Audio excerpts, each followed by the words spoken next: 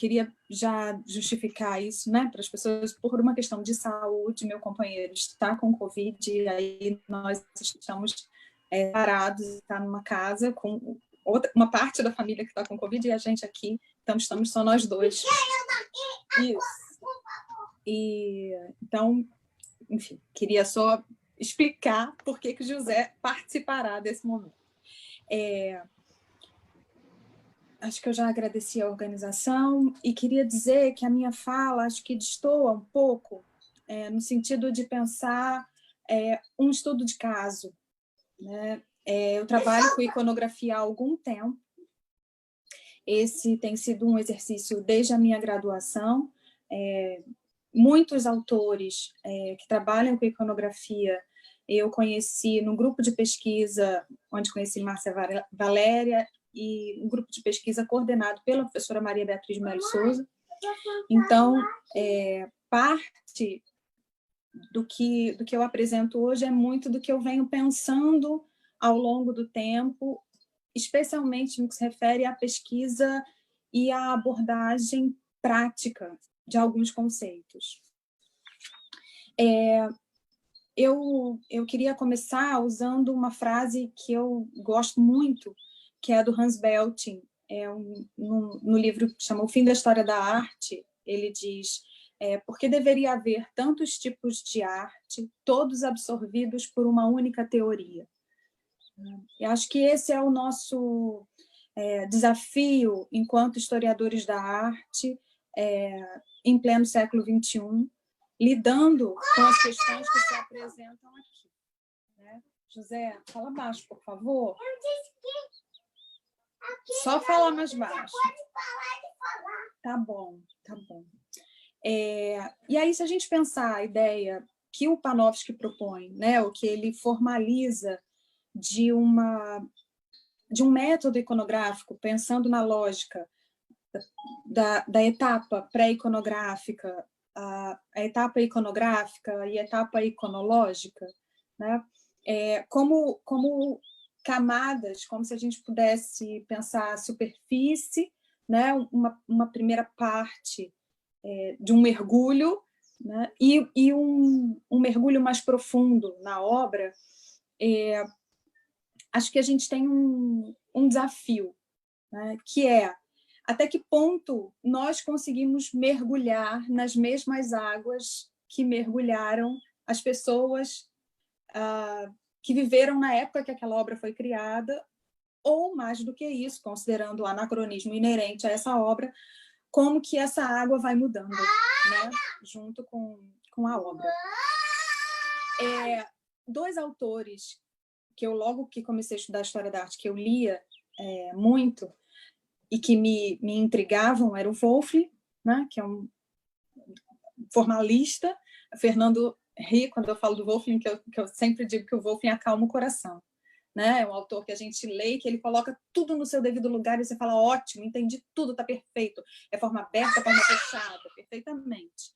Mas quando a gente vai olhar para a mestra Taide, aquela ideia de forma aberta, forma fechada, fechada para o Renascimento e aberta para o Barroco, não funciona muito bem, né? E aí a gente vai tendo que rever o Wölffli em muitos momentos.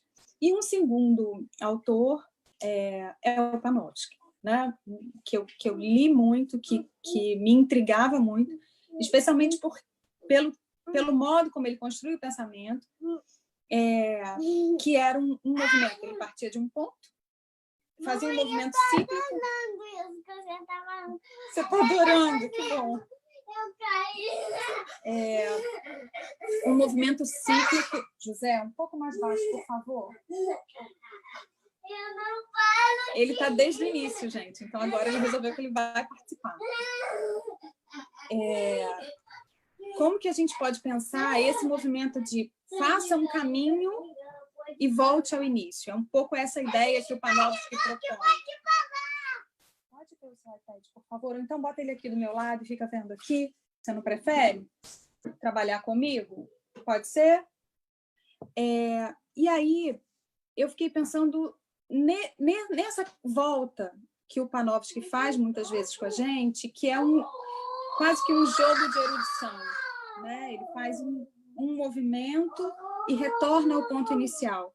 Eu tenho um amigo que brincava, ele chama a gente de burro, né? Ele usava essa expressão, assim, falava, nossa, eu me sinto tão burro quando eu leio Panofsky, porque eu não tenho esse domínio, né? Ao mesmo tempo, como que há hoje um sentido mais amplo, né, do que seria a iconografia, de como ela se coloca. Vem para cá, senta ao meu lado, mas eu preciso que você não faça tanto barulho. Acho que tem 2 textos que são bons. Tudo bem, eu pego depois. Vem. Vem, José, por favor. Pega a sua caixinha. Vem. Zé, as pessoas estão querendo lhe ver. Você vai dar o show. As pessoas estão dizendo Isso, por favor. Aí você dá um oi e depois você fica em silêncio. Exatamente. Seja bem-vindo a essa live. Olha só que garoto bonito, Pronto. inteligente. Agora está ele vai agora na junto internet. Comigo. Exatamente. Né? Vamos trabalhar juntos?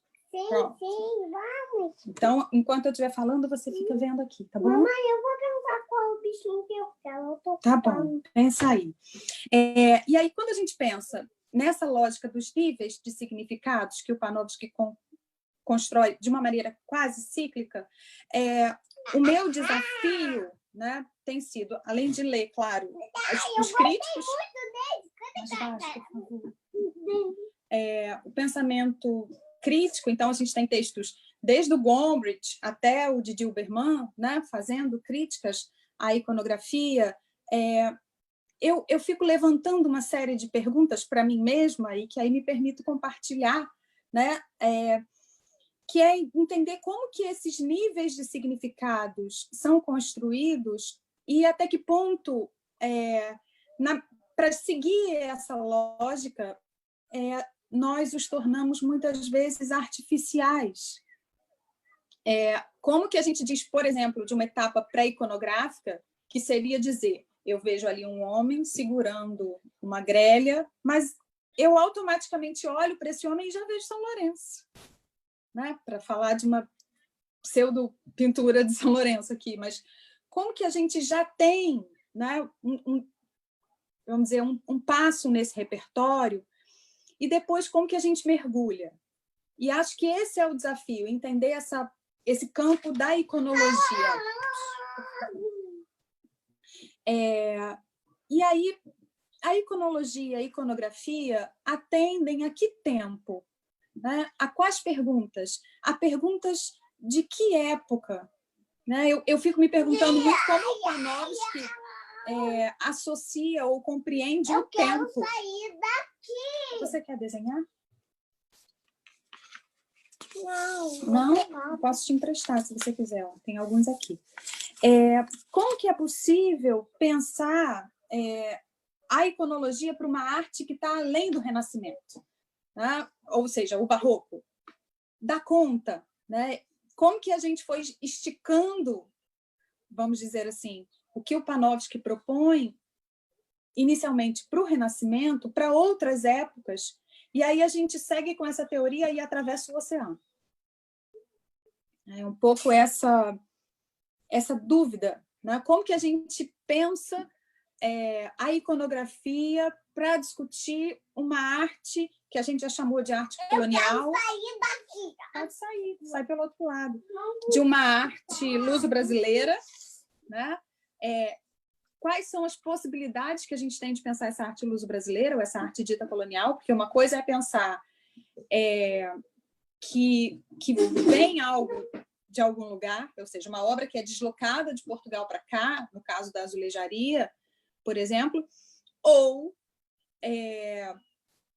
como que a gente poderia pensar os ex-votos. Então, são campos muito amplos para objetos amplos também. As pessoas estão sugerindo que eu coloque histórias ou coisas para o José. Ele já está na tela há algum tempo, aguardando o momento de eu falar. Por isso que ele está um pouco inquieto, mas a gente já vai seguindo. Bom, o que eu queria, de fato, era levantar essas perguntas para que a gente pudesse ter algum movimento de inquietação, no sentido de olhar essa teoria e olhar o modo como a gente a aplica no cotidiano, né, da pesquisa, especialmente no que se refere à arte sacra.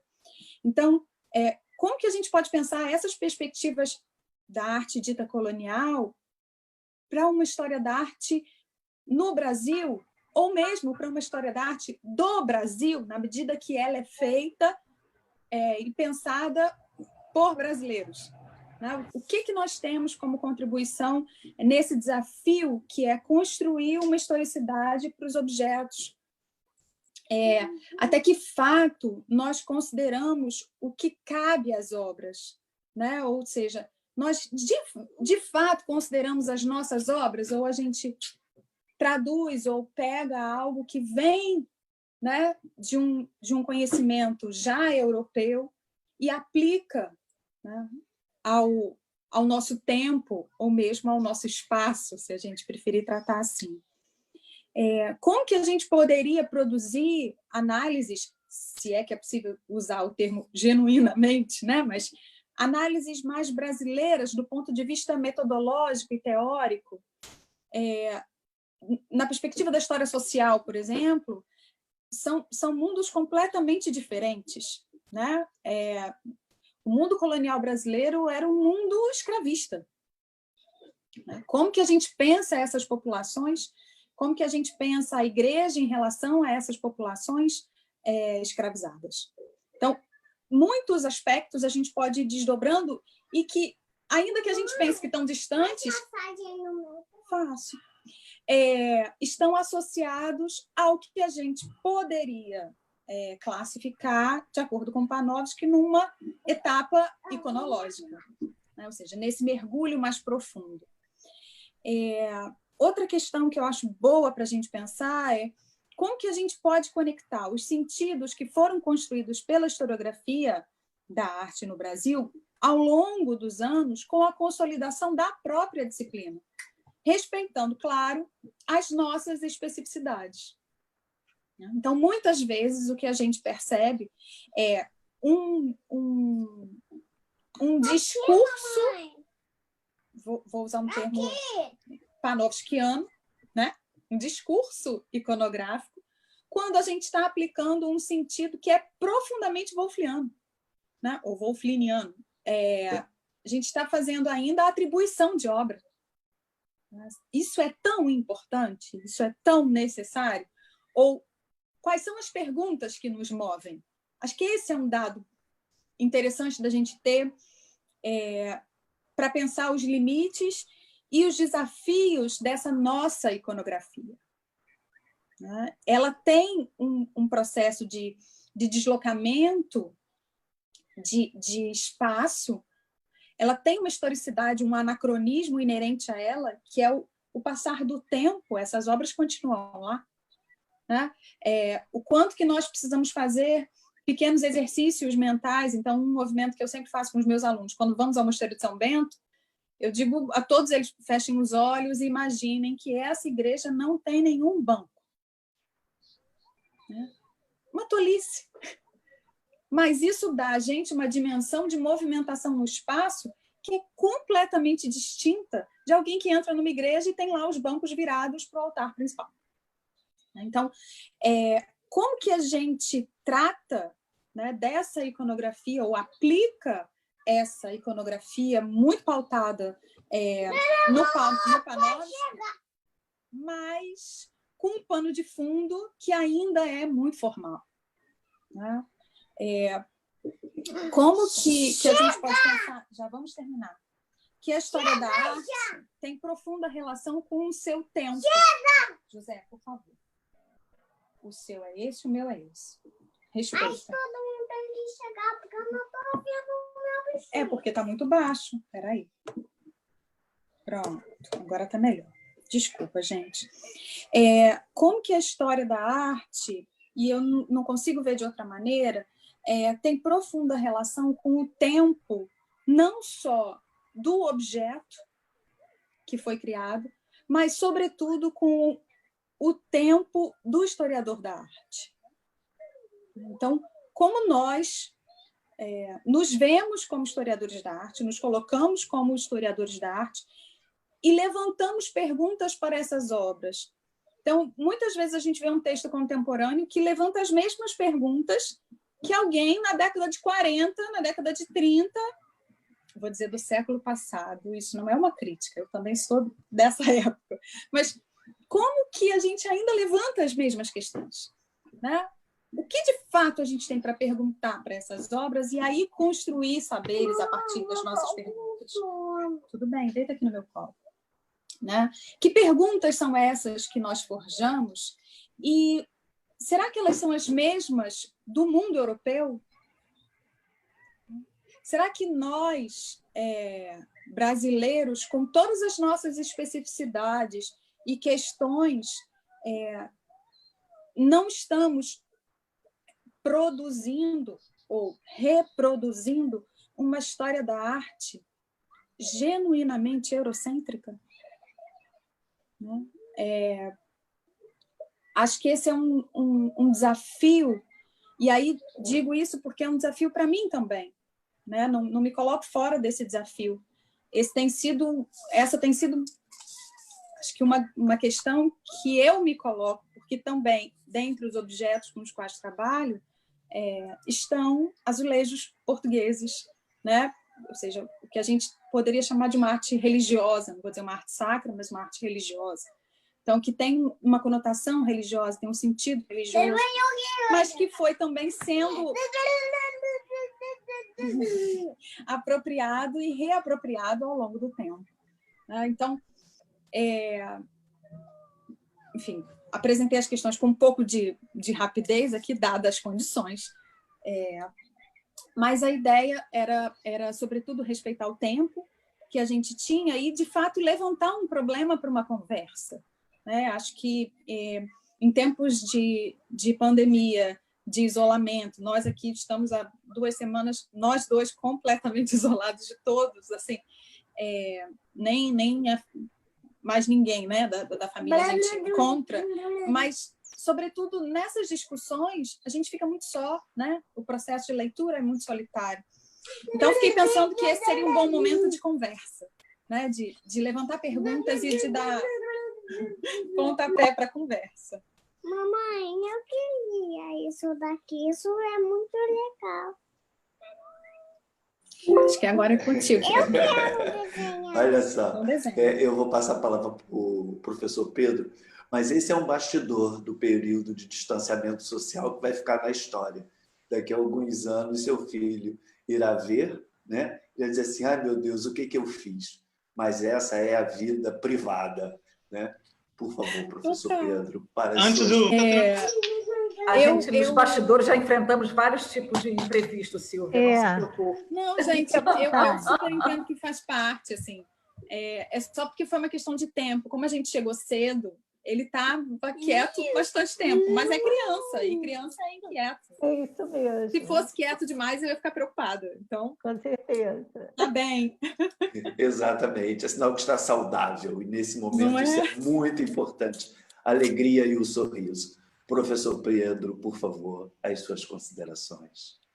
Antes de tudo, eu queria agradecer a todo mundo, eu queria agradecer especialmente a Silvia e ao José pela participação especial do José também. E isso faz parte, eu era levado para a sala de aula com os meus pais também, então, enfim, a mídia pode mudar, mas o conjunto é o mesmo, né? Então, eu acho que pontos que a Silvia levantou agora são extremamente pertinentes para outras coisas que foram discutidas aqui, e o que eu vou tentar fazer, na verdade, é usar essas questões da Silvia um pouco para discutir alguns dos pontos que foram levantados anteriormente.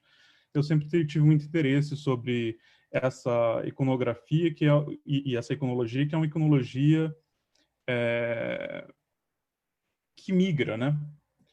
Então, você não pode pensar que uma obra de arte ou uma ideia mesmo que venha da Espanha ou que venha de Portugal, que venha da Itália, não vá se transformar nesse contexto de viagem e de nova realidade e de conflitos culturais e, sobretudo, de conflitos culturais em contextos coloniais. Então, eu queria começar falando que, realmente, a iconografia formal, às vezes, ela não é suficiente para abarcar determinados problemas culturais que a gente tem de análise. E, de fato, ela é centrada em conceitos europeus, né? O Panofsky, por exemplo, quando a gente pensa em métodos de indexação de imagens, que tem o Iconclass, por exemplo, que utiliza conceitos europeus, da tradição europeia, e que hoje a gente tenta aplicar a arte nas Américas, né? Enfim. Então, existe, de fato, esse problema. E, por exemplo, queria levantar alguns pontos. Na palestra da Silvia também, que foi muito interessante, sobre a Drake Cross, tem uma coisa que toca fundo na questão levantada pela Silvia. Se a gente analisar iconograficamente, fizer uma análise panofskiana da cruz, a gente vai ter a cruz imediatamente, numa análise pré-iconográfica, só como duas linhas com interseção, né? Numa análise iconográfica, como uma cruz que pertence à tradição a tradição cristã, que era um instrumento de tortura na Idade Antiga, usado pelos romanos para punir, enfim, toda sorte de crime, ou enfim. Mas uma análise iconográfica dessa circunstância é muito mais delicada, porque aí a gente não está falando mais da significação, do significado da obra de arte, mas da significação dela no contexto mais amplo da história cultural.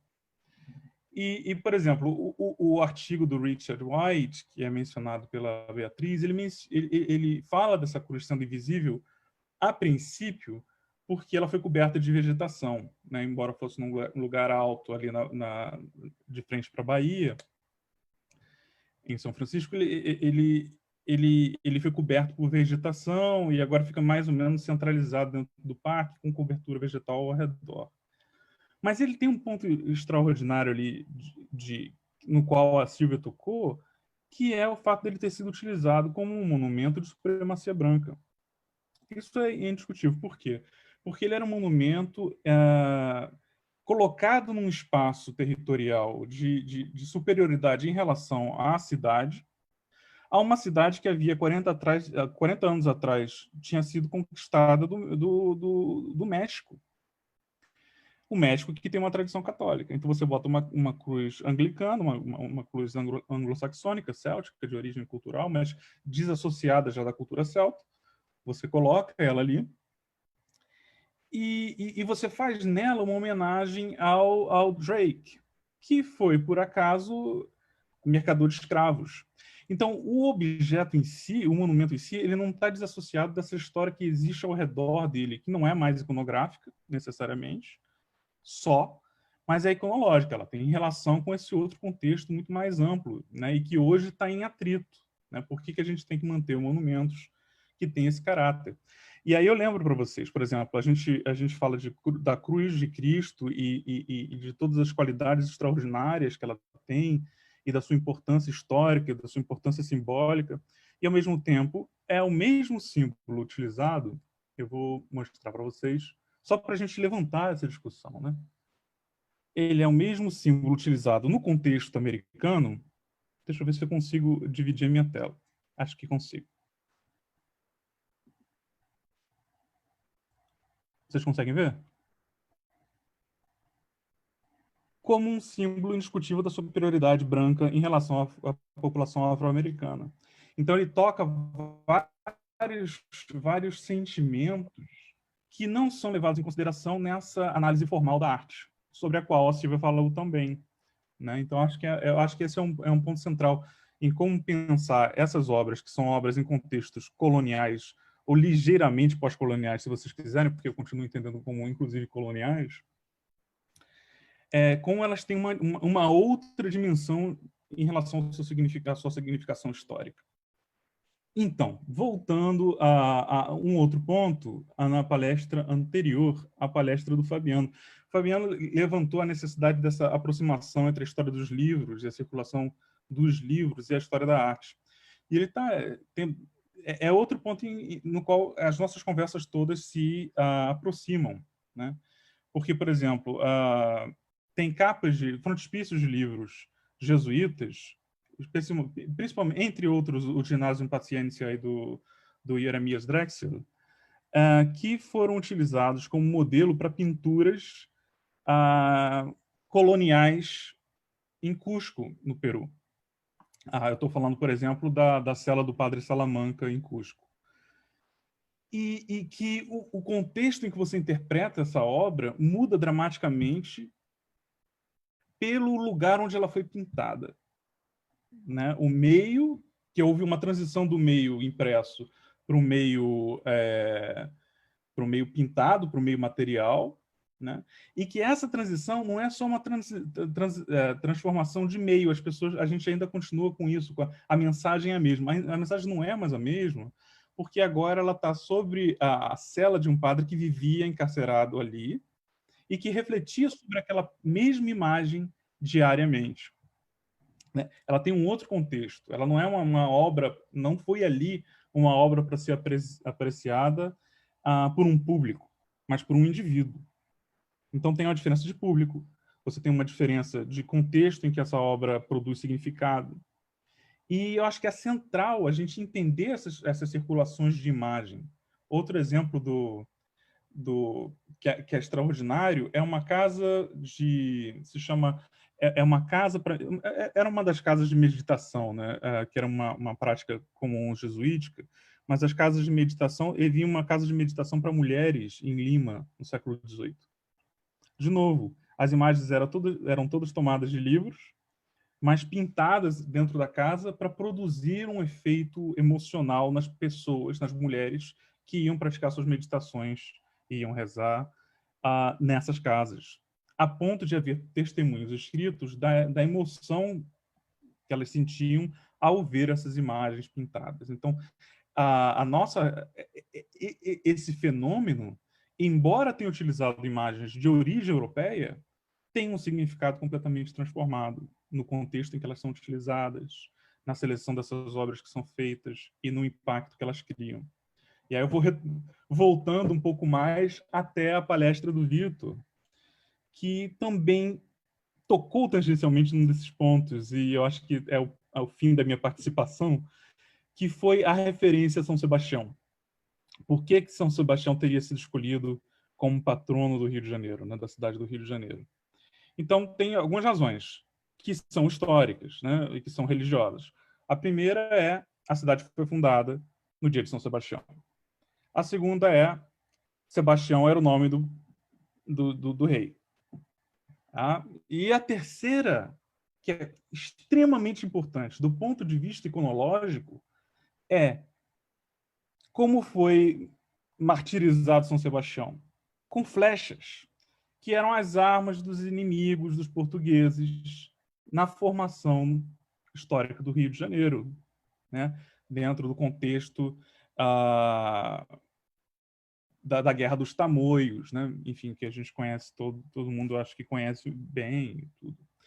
Então, eu acho que só para amarrar esse ponto, sim, é importante a gente começar a discutir uma iconologia da arte e, portanto, da arte religiosa, da arte sacra, etc., que trate não apenas do fenômeno iconográfico, ou seja, da fonte e da descrição das fontes, que tem sido a tradição latino-americana a partir dos trabalhos da Teresa Gisbert até hoje, essencialmente com poucas modificações que vêm um pouco da academia americana e tal, e que vem a partir da década de 80 também com a tradição francesa, só para... Enfim, eu estou pensando no Gruzinski. Enfim, mas que precisa fazer essa mudança para uma ideia da recepção da arte e de uma iconologia que compreenda e abarque esse fenômeno da recepção da arte, porque a recepção da arte afeta o seu significado. Eu acho que é isso. Então, quem quiser conversar mais... Isso, muito obrigado.